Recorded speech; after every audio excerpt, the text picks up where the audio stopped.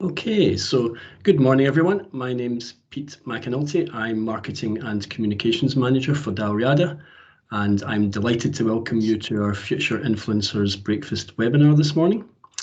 This is our first Future Influencers event for 2022, or what some have called the third attempt at restarting 2020. Hopefully we can look forward to a future where our networking events will allow us to see each other face to face. In the meantime, through the magic of Microsoft Teams, we have two excellent speakers this morning, whom I'm sure will give us all plenty to discuss. First up, I'd like to welcome Scott Rourke, Senior Associate at DLA Piper, who's going to take us back through some of the key pensions issues from 2021 and then gaze into his crystal ball to tell us what we can expect in 2022 and beyond. And then following on from Scott, Graham Cunningham, a professional trustee at Dalriada, will talk about why ESOGs and ORAs are the new normal. So just before we start, from a housekeeping perspective, if I could ask you to make sure you mute your microphones while the presentations are taking place. If you think of any questions you'd like to ask during the presentations, please use the Teams chat icon at the top to post these in the chat function. We welcome as many as we can, and we expect the presentations to last around 15 minutes each, where we'll then open the floor to Q&As, where you can turn your microphone and your camera back on and ask questions of Scott and Graham. So without further ado, I'll pass over to you, Scott. Perfect. Thanks, Pete. Good morning, everyone. As Pete said, I'm Scott Rourke. I'm a Senior Associate at DLA Piper. I'm based in the Manchester office. So I thought what I would try and do this morning for the next 15, 20 minutes or so is have a quick look back over the key issues from 2021 and look forward into 2022. With that said, that's quite a large challenge to do in just 15 to 20 minutes, but we will give it a go. So if we could just go forward, please, on the slides. And on to the next one. Perfect. So, as I'm sure everyone is fully aware, there's been a lot in 2021, as there is always, and as there has been for the past few years in pensions, and equally going forward, we expect to see the same. And now, as we go through what I'm going to discuss, you'll see that there's a lot of things that are continued and repeated, and that's just the nature of the way pensions is. But starting in 2021, and from a lawyer's perspective, I guess one of the big and the key developments was the Pension Schemes Act 2021. Won't discuss all the provisions on this point, but in terms of the impact of last year, the most notable amongst the provisions was the introduction of the two new key criminal offences into the Pensions Act 2004. These became effective on the 1st of October 2021, and they've been introduced with the stated aim of strengthening the enforcement powers of the regulator in order to tackle the more serious examples of intention or reckless conduct that puts members' savings at risk, and strengthen the deterrent and punishment for that behaviour. So what are the two offences? Well, they are the avoidance of an employer debt and also the offence of conduct risking accrued scheme benefits. And whilst it seems likely that the primary target of the new offences will be company directors, given the absence of the carve-outs in the actual legislation itself, in theory, almost anyone interacting with a company with a DB scheme in a restructuring scenario, other than an appointed insolvency practitioner acting in that capacity, could potentially be within scope. The Act has been subject to quite a bit of scrutiny, and most of it negative for the wide scope of these offences and the potentially severe consequences for anyone who is found to have committed either of them, which could be imprisonment or an unlimited fine or both. Chief amongst the criticism is that the offences may have unintended consequences for the conduct of financial restructurings, which may ultimately have a detrimental impact overall on creditors and stakeholders. So there is a criminal offences policy that sits alongside that. And just one point to note out of that, given that the legislation wasn't totally clear, is that the criminal offences will not be retrospective. So the regulator can only prosecute people for acts that took place on or after the 1st of October, but the regulator may take into account facts from before the date as part of its investigations. So everyone isn't, in terms of acts before that date, you know, they're still important and will be considered should the regulator need to pursue one of these offences. Again, on the Pensions Act 2021, we had the extension of the contribution notices regime. So this is obviously one of the regulator's moral hazard powers that would essentially require a recipient to pay cash into a scheme. So alongside the two existing grounds for issuing contribution notices, being main purpose test and material detriment test, there's the two new grounds are the employer insolvency test and the employer resources test. Now, interestingly, the existing tests are scheme focused, whereas the new tests are employer focused, looking at the impact of the act of the sponsoring employer. And this is kind of along the theme of the act in itself, you know, the regulator being able to expand its powers in terms of who can be culpable for acts and its foresight and overview of what's actually going on in the pensions world. Now, moving on from that and quickly around the rest of the slide there. So data protection has become saying a friend of pensions lawyers is probably taking it too far, but it's definitely a subject that is on the trustee table quite often now, including cyber security. And the main point here to note that is that there was some questions about the state of play in relation to the UK data protection regime post-Brexit, but helpfully at the end of June 2021, the EU published its adequacy decision stating that the UK provides adequate protection for personal data transferred from the EU to the UK under the EU GDPR, which is unexpected, but it was the clarity that we needed to all just carry on with the current position. Single code of practice, again, I won't touch on that to save spoiling what's to come, but it was clear that there was the regulator's consultation on this, which hopefully, all being well, should be effective from this summer, but we shall see. GMP equalisation and conversion, again, words that are bandied around quite a lot at the minute, and our key focus is at trustee meetings. There's been lots more progress in this area. We have the PASA guidance on tax considerations in relation to equalisation and also the guidance on conversion. And we had the Lloyds 3 decision. And then at the very, very end of last year, we had the second reading of a private members bill in the House of Commons. So this is something that wasn't introduced by a government minister, but the bill is intended to clarify some of the GMP conversion legislation and make it easier to use, which will be welcomed by all, given the current wording. So we'll see where that one goes over the next 6 to 12 months, and if that's brought into effect. But helpfully, the government has said it's going to support this bill, so that could be helpful legislative change for trustees and employers looking at conversion. And then finally on this slide, climate change, probably something a few years ago wouldn't necessarily have associated with pensions, but it now fully is embedded in the pensions world. The first group of schemes became subject to the new climate change governance and reporting regs from the 1st of October last year. And at that point included authorised master trusts of any size and other DC schemes with assets over 5 billion. Going forwards, this will reduce down to schemes with assets in excess of 1 billion who will need to comply from the 1st of October 2022.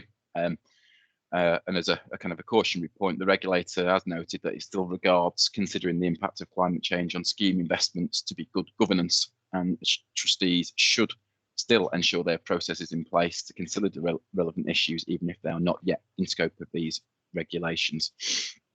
So that was a very quick whistle-stop tour through 2021, and some of the key issues that I think came up, obviously, alongside the wonderful world of COVID. So if we can move on 2 slides now, and we'll go to the first slide of looking forward into 2022 and beyond. And typically, from a lawyer's perspective, the Pension Scheme Act is back on there. Obviously, although that came in force last year, there's various consultations and underlying regulations that are yet still to be published and reported back on. 4 kind of key areas there, which I'll touch on a couple now, to me feel like they'll be important going forwards this year. So taking transfers first, this was has been subject to quite a lot of discussion recently, and the final regulations in relation to transfers and the additional conditions that must be met in order for a member to have a statutory right to transfer were published at the end of were published in November, effective from the 30th of November. So again, made under the Pension Scheme Act 2021 to address the issue that under the current legislation, If a member has a statutory right to transfer, trustees are required to comply with the request, even if they have concerns in relation to pension scams. So the response to the consultation stated that the regs ensure that trustees will now have the tools to act where they're suspicious about the circumstances that have prompted transfer requests have been identified. So since the regs were consulted on over summer, there's been a couple of fundamental changes. And those of you who've read it or had to advise on it will know that rather than setting out 4 conditions to work through, the final version only specifies 2 conditions that the trustees need to work through to see if a member is entitled to a statutory transfer.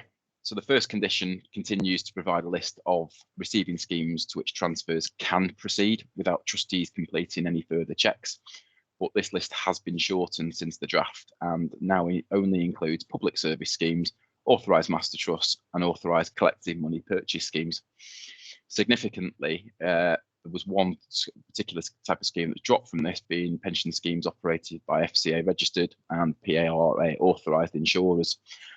So if you transfer into one of those 3 schemes and there's no other concerns, and then it's a clear green flag to transfer. The other 3 conditions that were in the consultation draft have been merged into one new second condition, which kind of allow for a holistic consideration of all of the employment and residency links with the red and amber flags.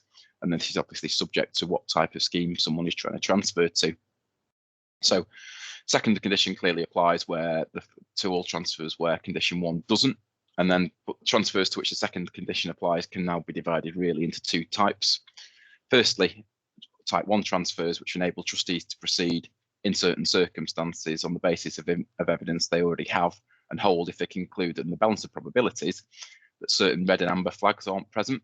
But this route can't be used if the proposed scheme is an occupational scheme or a QROPS. So therefore, type 2 transfers will be transfers to occupational schemes or QROPS. And for occupational schemes, members will need to provide certain evidence to show the employment connection that they're in receipt of income which meets a certain minimum level. And then in relation to a QROPS, so an overseas pension scheme, you need to be able to show residency links.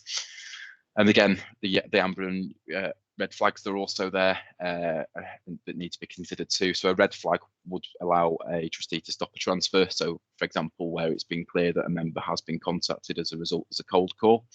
However, if there's amber flags, such as where a member doesn't provide all the information requested, the result may well be that the member's directed to the Money and Pension Service for independent advice, guidance. And then once, if a member has this and produces the relevant code, then that's the evidence that the trustees enough evidence the trustees that may need to be able to proceed with the transfer.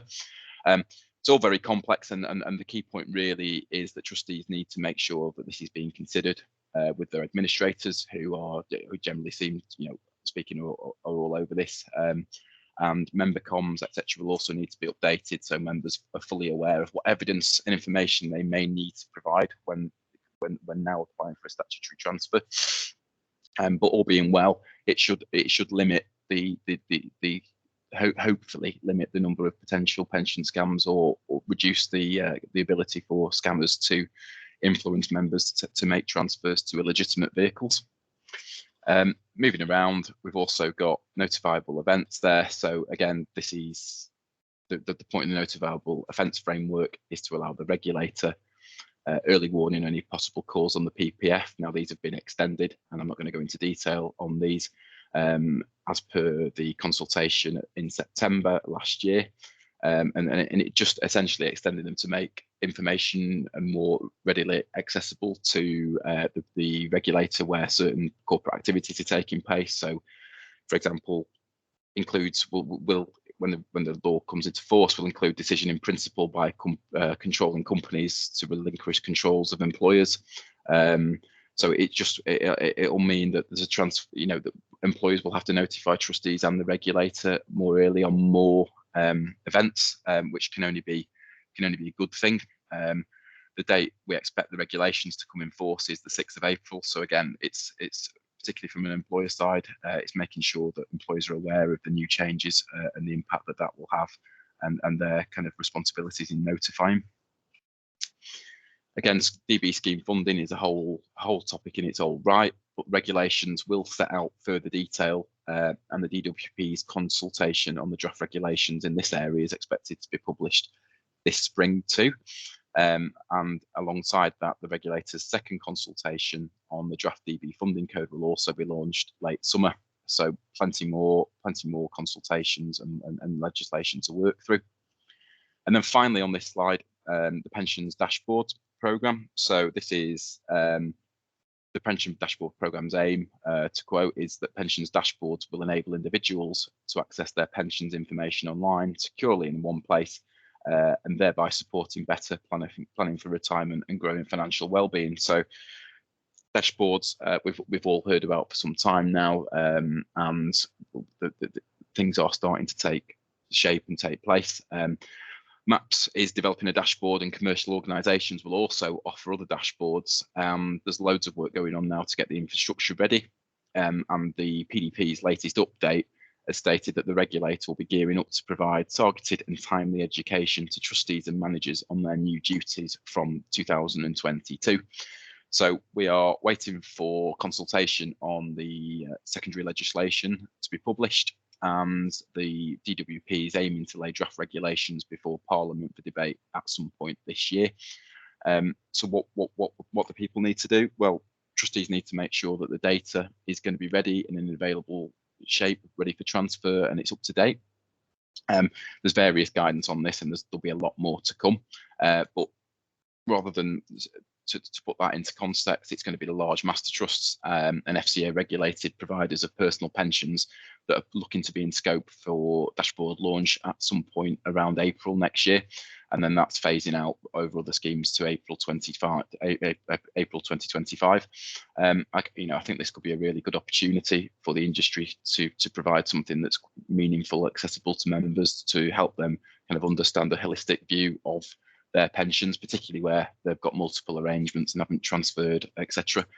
So this can only be a good thing. So interested to see how the dashboard program develops, and in terms of what kind of the timeframes we're looking at. Over onto the next slide. Consolidation is, I think, a key theme that we'll continue to see throughout the next few years. On the DB side, specifically super funds.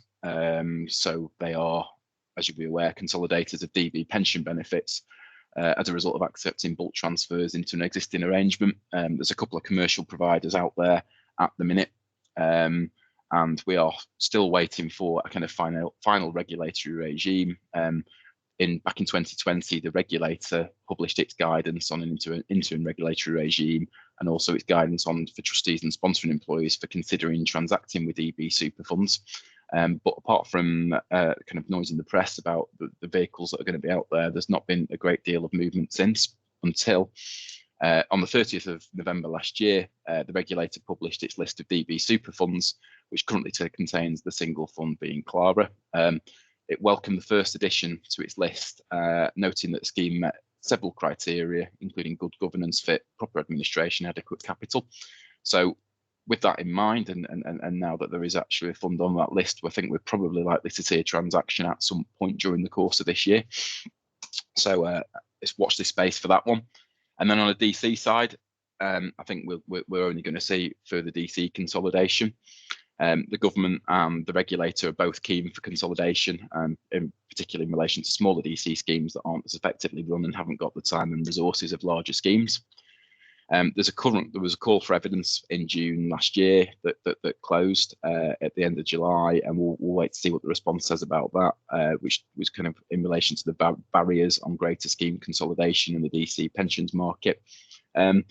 There's been a massive move towards master trusts since the authorisation regime. I think that was steady and continuous last year. I can only see that will continue over the course of 2022, along with potential consolidation of master trust providers, given the kind of the regulatory landscape. On the right hand side of this slide, and conscious of time, I'll just pick a couple of points out. Auto enrolment is, I think, an area where we are likely to see more conversation and development over the next year or year or two. So as everyone's aware, under auto-enrolment legislation, UK employers are legally required to set up workplace pensions put in the qualifying employees and contribute to savings. It was introduced back in 2012, so coming up to 10 years now. And whilst the minimum contribution level started off quite low, they've increased to 8% of qualifying earnings, but many question if further reforms needed. And I think there's lots of publications and research out there to say that actually, is 8% of qualifying earnings something that's going to provide a meaningful retirement income for members? And so with that in mind, there was a kind of a review paper published by the DWP in 2017, which included proposals to reduce the lower age limit for automatic enrolment from 22 to 18, and also to make amendments so that pension contributions are calculated from the first pound earned rather than from the lower earning limits. I think the government is keen behind this and said it would discuss with stakeholders, but there's been very little since, until 5th of January this year. Again, another private members bill.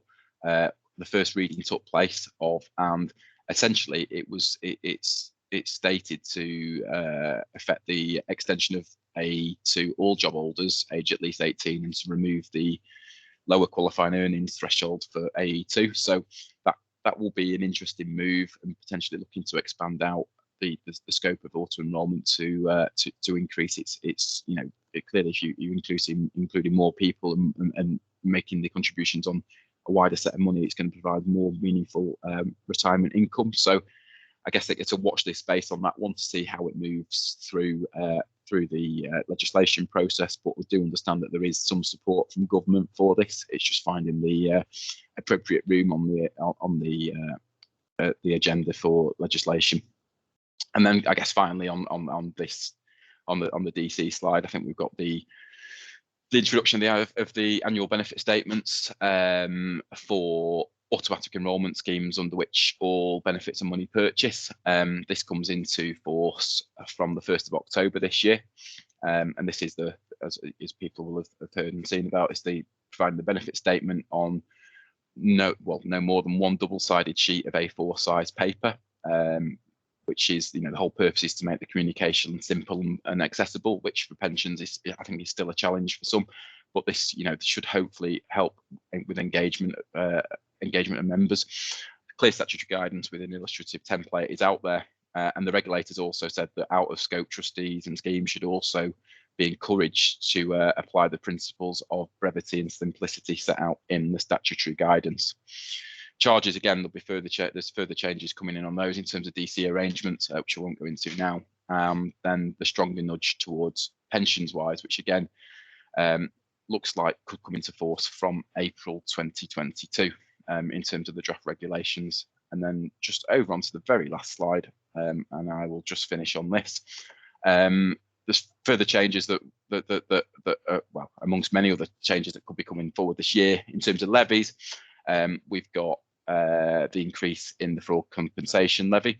Case law is the judicial review in relation to the government's decision to effectively replace RPI with CPIH. So that's brought collectively by the BT trustees, the Ford trustees, and the M&S trustees. So that'll be an interesting one. We expect the hearing to take place in summer for that.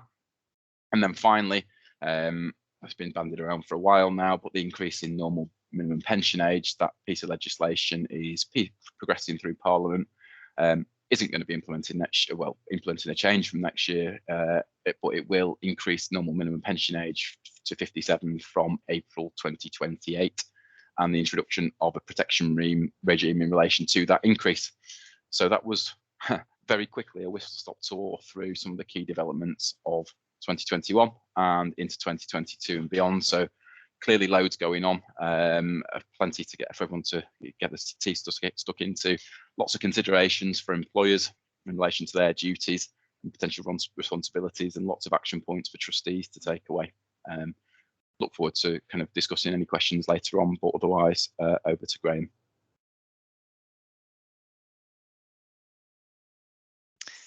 Thanks very much, Scott. So as Pete mentioned at the beginning, my name is Graham Cunningham. For those who don't know me, I'm an accredited professional trustee and I work with Dalriada Trustees with the consultancy team based in Scotland.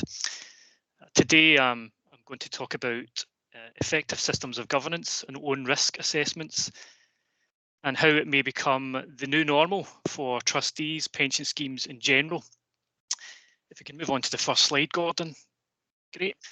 So I'm coming to this from a point of view where, when I first broached this subject or delved into this subject, I was a little bit confused initially with all the acronyms, all the words, and I felt it a bit difficult to figure out what it actually meant for trustees, for people like me, for pension schemes generally. What are we actually trying to achieve here? Is it just more bureaucracy? Is it more legislation that we don't need? Or is there an actual practical purpose to all of this?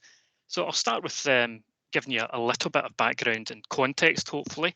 I intend throughout this presentation to help you walk away with a bit of a better understanding, but it's very much dipping your toe in the water with this subject, so I appreciate that. It first comes about really from the Pensions Act 2004, which in itself was supported by the TPR's Code of Practice number 9, which was published back in 2006.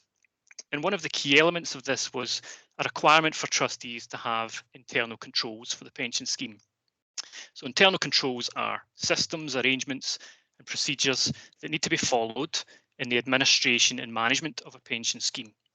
And it also incorporated the safe custody and security of assets, which of course are fundamental to pension scheme member benefits. It also formed a governance framework which incorporated what's known as an integrated risk management structure, which looked at the key risks of pension schemes in terms of funding, covenant, investment, and tried to create an aligned approach. So all very well and good. You have internal controls within your pension scheme, box ticked, but how do you know if they are actually serving any purpose? How do you know they're effective? And how do you prove that they're actually effective? So clearly there was some sort of gap there, perhaps. Moving forward then to the statutory instrument that was released in 2018, which amended the Pensions Act 2004 in January 2019. And that stated that trustees must establish and operate an effective system of governance, which includes internal controls. So a slight change of tack here. Internal controls is not the be all and end all anymore. It's just one aspect of the system of governance. If you can move to the next slide, Gordon. So it's not just about internal controls. A pension scheme, the governance body of a pension scheme, i.e. a trustee board, for example, must establish and operate an effective system of governance, which includes internal controls, and this must be proportionate to the size, the nature and the scale of the activities of the occupational pension scheme. So already it's going a little bit further than simply internal controls. It's trying to look at how do we know whether internal controls are effective? What evidence do we have to prove they're effective? And in terms of proportionality, an effective system of governance, for example, schemes with less than 100 members, or schemes rather with more than 100 members, will be expected to complete an own risk assessment, or an ORA for short, which assesses and tries to evidence how effective the governance they have in place for the pension scheme actually is. So this legislation is already in place. It's not quite effective yet. So what was required was a code of practice, which we're expecting the final version of to be released in the summer this year. This will outline certain aspects of what an effective system of governance should actually include. So just whittling down very quickly, it should outline how a system of governance provides for sound and prudent management of activities, how it displays that there's a transparent organisational structure with a clear allocation and responsibility of roles outlined and documented. How do we transmit information between all the key stakeholders within pension schemes? Do we have an effective internal control system? How do we perform the activities of a pension scheme? Do we have contingency plans? Do we have policies, procedures in place? And can we find out where they are and highlight that? It should also, as Scott touched upon, include ESG factors, environmental, social and governance, relating to investment assets and the decisions made in relation to investments. And it should, key probably to this, is it should be subject to continuous review, or at least regular review, and we should be able to evidence that those reviews have taken place. So this will all hopefully be detailed in the new Code of Practice, of which the pensions industry has already seen a draft, and we're not necessarily expecting the final version to be drastically different, so we can begin work straight away. If we can move to the next slide, Gordon. So alongside this, the Code of Practice is introducing 3 new key functions: risk management, which essentially is the recording of risks that a pension scheme faces, the controls that have in place to mitigate those risks, and any contingency plans. Actuarial is the second key function, and internal evaluation. Now, the third one there is a slightly interesting one because it started off life in legislation as known as an internal audit, all very formal and potentially very expensive, and suggesting that in order to evaluate your systems of governance, it would be subject to a formal audit, and there would be a requirement to have professional advisors to assist with that. That has been softened slightly to an internal evaluation. So it gives a scope that a lot of this assessing how effective a governance system is can be done internally without the need for professional advice. So hopefully you can see in that diagram there, it fleshes out the IRM model slightly. No longer have we just got covenant, investment and funding. We've got risk management, internal evaluation and actuarial to complement that and basically flesh out and provide a fuller picture. Move to the next slide, Gordon. So what should trustees do and when are they expected to do it? As I say, this legislation is already in place. In order for it to become effective, the statutory instrument stated that the Code of Practice would have to flesh out what exactly was required of trustees. So we've already seen the draft, and we already have a fair idea that now we can start discussing this with clients. There's going to be a fair bit of extra work involved in here. I mean, we already have some aspects of governance in place with business plans, risk registers, activity calendars, and budgets. So this more or less brings it all together and formalizes it slightly. And what we don't know is how effective all those governance items actually are. And this is all about documenting that and providing evidence to the regulator if they do come calling that we're happy with them and they are certainly adding value to the pension scheme. So there is going to be an element of extra work here for trustees. Extra work, of course, means extra cost. So it would be advisable to start discussing this with clients from now, making arrangements for details of own risk assessments and ESOGs to be included within the business plan for 2022, and give some consideration, early consideration, to any required additional budgets. In the spring, perhaps we need to start having a look at what governance systems do we have in place for the pension scheme? How effective are they? Are there any gaps? Are there any weaknesses? What's missing and what needs improving? And then, say for example, in the summer, we would undertake some improvement work to address those gaps and bring the governance systems up to a standard that's acceptable.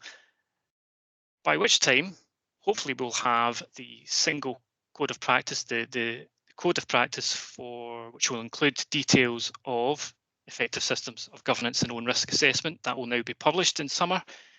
And from there, if there are any tweaks and changes to that, we need to consider any additional work that may be required, with a view to completing all that additional work by the end of the year. And moving forward to the summer of 2023, for schemes larger than 100 members at least, we would then begin to do our own round of our risk management systems that we have in place. We can move to the next slide, Gordon. So all that said,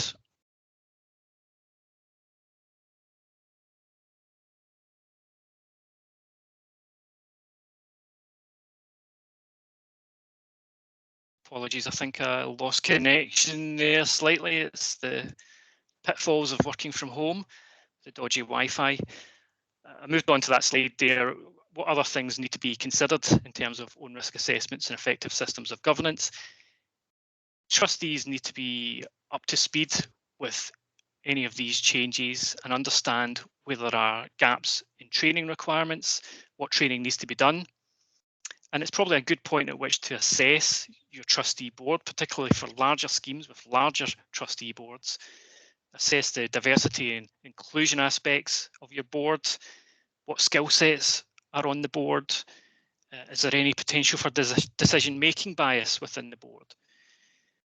And then from there on, you can start thinking about how you're going to determine how your risk management system will actually be assessed, and then how you're going to document that framework and your internal controls, which is key aspects, which perhaps wasn't there initially from the Pensions Act 2004. You could say you had internal controls, but there was less requirement perhaps to document those and provide evidence of those. And then probably key to this is evidencing the effectiveness and stress testing your governance system.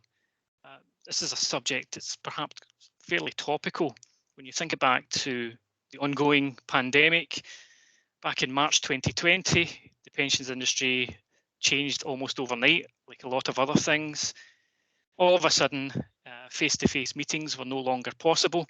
So I had trustees like myself scrambling about, checking the Articles of Association to see if by not having face-to-face meetings and doing meetings through Microsoft Teams or Zoom, were decisions in those meetings still valid? Could the meeting still be treated as a formal trustee meeting? So we had to ensure there was contingency plans in place, because at that point, I think initially we thought lockdown would last for 3 weeks. Clearly, it's lasted a fair bit longer than that.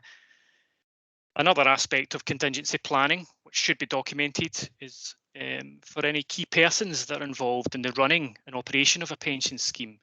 Probably a simple example of that is where you have a trustee chair who at the very last minute is unable to attend a trustee meeting.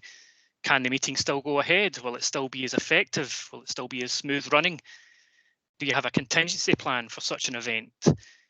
Could the scheme secretary, for example, step up and deputise in that scenario? Or do you have a deputy chair that could do that? So it's all things to think about and all things that would be very useful to document as part of this. Next slide, please, Gordon. Amongst the other requirements, the TPR code will focus on the outsourcing of activities in the pension scheme. So to what extent will activities in the pension scheme be outsourced? For example, do you outsource the administration? Do you have to do a procurement process? And for any suppliers that are taking on some of the aspects of governance in the pension scheme, any of the functions in the pension scheme, are you comfortable with how they operate? Can you get assurance of the supplier's processes? Do they have contingency plans, for example? And do you have that in writing? If so, it may be a good idea to record all of this centrally so that you can provide that as evidence if required. There'll be written policies in respect of the 3 key functions which we spoke about earlier: the internal evaluation, actuarial, and the risk management function clearly. So a lot of this is about documenting and recording and showing regulator exactly where it is if required. There would be a remuneration policy for those who carry out key functions in terms of risk management. And an interesting point within this to be aware of is in terms of conflicts of interests, there's a bit of a hardening of a stance here. Instead of the expectation to manage conflicts of interest, there's now an expectation to prevent conflicts of interest. And this becomes fairly relevant in a trustee board where you have some lay trustees who are not only trustees but also employed by the company. There's a potential there for conflict of interest in terms of if they're working within the risk management team.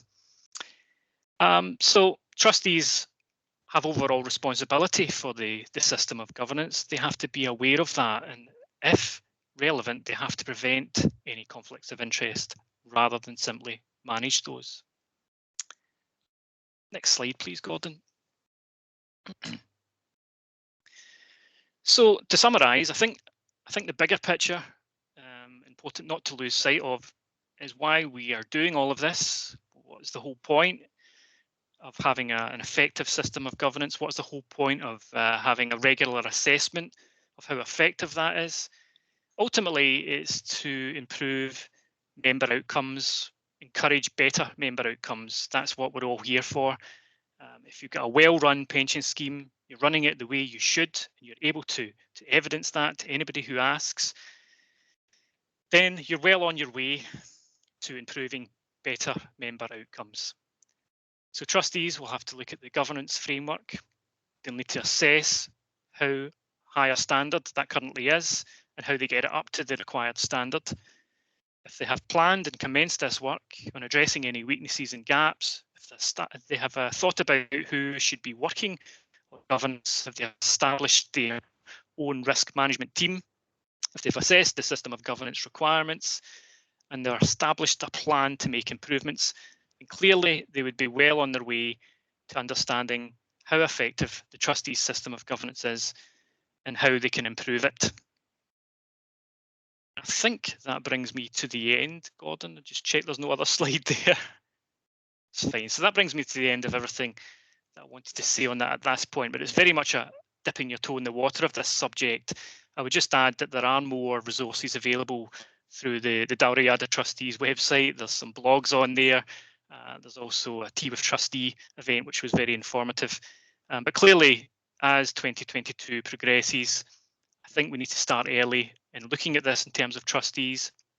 And by the summer, we should have a clearer picture about what will happen going forward. But the direction of travel seems to be a move towards professionalisation of the industry, particularly with the point about managing conflicts of interest disappearing and preventing being the emphasis going forward. And that's where professional trustees have a slight advantage here over lay trustees, arguably. But thanks very much for that, and I'll hand back to Pete for any questions. Thank you very much, Graham, and thank you, Scott, for your extremely informative and interesting presentations. I would now like to hand over to the audience, please. You can use the hand up icon at the top, or you can post your questions in the chat box if you have any. I will give you, I don't see any questions at the moment in the chat box, but I will certainly give you a minute or two to think of any that you may have. In the meantime, we have had a couple of questions posted to us in advance. I will ask the first one, I think, to you, Scott. I believe this relates to the changes to member transfers. And the question is, how do you see the environment in relation to pension scams at the moment?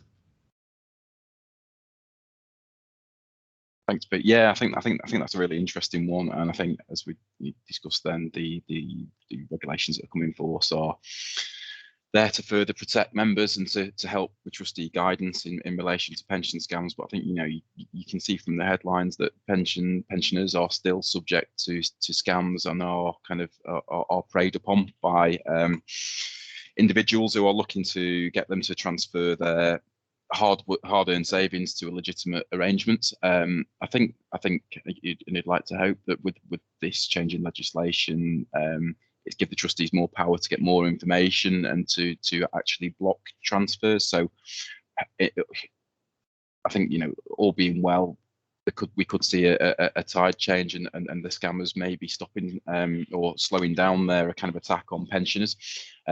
But I think what I've seen with some clients is the kind of legacy impact now of historic scams, and there are kind of claims management firms out there that used to focus on different things like PPI that have now turned their attention to pensions, and they are managing to get hold of individuals that used to be members of DB schemes that have took transfers that have ultimately gone wrong or not gone to or not been transferred to a receiving arrangement that actually was what it was intended.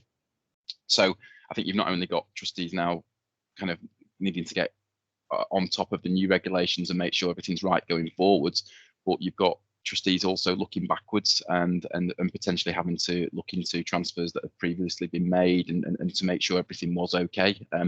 because I've seen quite a lot of IDRP complaints, and equally there's a number of cases that have got to the Ombudsman in this area. So I think it is still very much a live issue, albeit hopefully these regulations will help to give the trustees that extra power to be able to stop transfers to, particularly where it's red flag kind of red flags have been brought up through the DD process, where it's showing up that actually members have been cold called, and that's something that is something that trustees will be able to say no to. So we'll see how it goes over the next year or so, but it's definitely still a live issue. Okay, thanks very much, Scott. I have a couple of questions for you, Graham. First one, for pension schemes, is it the pension regulator's intention to prevent anyone employed by the company from conducting an own risk assessment due to potential conflicts of interest? At first glance, it certainly almost seems that way, but we have checked this with the regulator and discussed this matter with them, and they've confirmed that there isn't any policy intent to exclude certain job holders from conducting a risk assessment. But as I touched upon during my presentation, if you've got a situation with a lay trustee who's actually employed by the company, and then they're having to work on a risk register, for example, focusing on the risks of the company, clearly there is a potential conflict of interest there. But it's not the regulator's intention to say that they can't be part of the risk management team. What I would say, though, is it's the scheme trustees that have overall responsibility for the preparation of an own risk assessment of the governance systems. And if they choose to delegate completion of the assessment, they'll need to take account of any conflicts of interest considerations that may arise when choosing the personnel to form part of that risk management team. And of course, there is clear guidance on the regulator's website for trustees on the considerations of conflict of interest, but they have to be prevented clearly. Thanks, Graham. And the other question was a bit of a contradiction, having come up that the legislation seems to say that the ORA needs to be done every 3 years, but TPR is saying annually.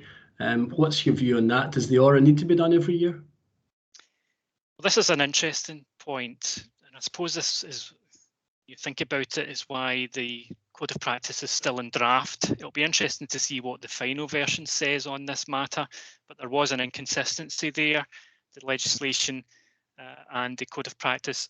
I mean, it's likely that, or it's possible that an own risk assessment could be done similar to evaluation. There could be a formal own risk assessment once every 3 years, but then in the interim, a less formal and a more straightforward assessment in the interim period. That remains to be seen, but the focus on this, I think, is not just to do an assessment and then put it back in a cupboard and forget all about it. It's almost like a continuous assessment in any case. But trustees need to also be mindful of proportionality in terms of the scale of the activities of the scheme and the likely costs of spending so much time on governance and assessing it and providing the evidence to back that up. So that there's a bit of subjectivity there. It will be interesting to see what the final code does say on this matter, but it's food for thought for trustees. And again, I think it's where professional trustees have a slight advantage because they will see numerous schemes, governance systems, and numerous practices across the board, whereas for a lay trustee, perhaps working on one single scheme, it's difficult to understand how often they should be doing things necessarily without benchmarking it against the pensions industry in general. So I guess watch this space. Okay, thanks very much, Graham. I still don't see any questions in the chat box, and we haven't had anyone putting their hands up. So I think it's fair to say, both Scott and Graham, that you've done such an incredible job and you've been so thorough that you've covered all of our points and all the points that everyone would perhaps raise. We have 10 minutes to go. Any closing remarks from either yourself, Scott, or Graham? No, nothing. No. Yeah, just as I say, probably just watch this space in terms of what trustees need to do in terms of systems of governance, but it is the direction of travel. It is a move towards regulation professionalisation, if you like. So yeah, it's just simply the direction of travel and something we're well used to. Yeah, no, I think I'd echo that, and I think from all angles, everything is just about consolidating what we've already got there, professionalising. It seems to be the general direction on many themes. So I guess to watch this space really and see what the next year or so holds. Thank you both, and without doubt, I think constant change is certainly the theme going forward, and it looks like we'll be seeing plenty of it. So thank you. I would just like to finish by offering a virtual round of applause and our thanks to Scott and Graham for their excellent presentations. Thank you to everyone for joining us this morning, and we hope you'll join us for our next Future Influences session. I think I said that right, which will take place in April. That's all for this morning. So thank you all for joining. Thank you. Goodbye.